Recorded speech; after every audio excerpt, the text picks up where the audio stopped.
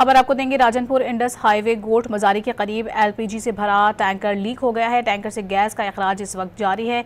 इस अहम तरीन खबर से अपने नाज़रीन को हम आगाह कर रहे हैं। राजनपुर में पुलिस और रेस्क्यू की टीमें जगह पर पहुंच चुकी हैं जहां पर ये टैंकर मौजूद है और सड़क जो है ट्रैफिक के लिए इस वक्त बंद कर दी गई है। ये मनाजिर भी आप देख सकते हैं। राजनपुर में इंडस हाईवे गोट मजारी के करीब एलपीजी से भरा ये टैंकर है जो कि लीक हो गया है और टैंकर से गैस का अखराज मुसलसल जारी है।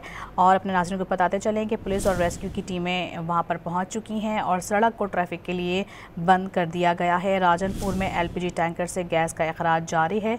ये मनाजिर भी आप देख सकते हैं। मज़ीद तफसीलात जानेंगे डॉन न्यूज़ के नुमाइंदे और फ़हीम हमारे साथ मौजूद हैं। फ़हीम, बताइएगा क्या तफसीलात हैं? जी बिल्कुल, ये एलपीजी जो टैंकर था ये सुबह से ही इसमें लीकेज स्टार्ट हुई थी, जिसको शाहवाली के करीब रोक दिया गया और ट्रैफिक के लिए इंडस हाईवे को मुकम्मल तौर पर बंद कर दिया गया। एलपीजी में इस वक्त जो है वो गैस के लीकेज को बंद कर दिया गया, जो कि सील लीक होने की वजह से गैस लीकेज शुरू हुई थी।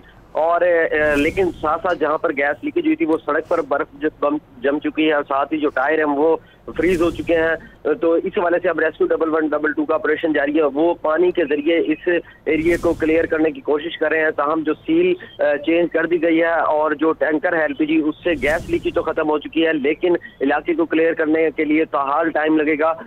इंडस हाईवे पर जो ट्रैफिक की रवानी है वो दोनों तरफ से मुअत्तल है। ताहम चाहे डिप्टी कमिश्नर हो, चाहे असिस्टेंट कमिश्नर हो, चाहे डीपीओ राजनपुर हो, इनकी जेर निगरानी जो है ऑपरेशन जारी है और महफूज तरीके से इस एलपीजी जो टैंकर है अब इसको देखा जाएगा कि कश्मीर में ही उतार दिया जाए या इसके बाद इसको आगे दिया जाए, क्योंकि इसके जो फिटनेस क्लियर होने के बाद ही इस हवाले से कोई फैसला किया जाएगा। जी बहुत शुक्रिया फ़हीम आपका।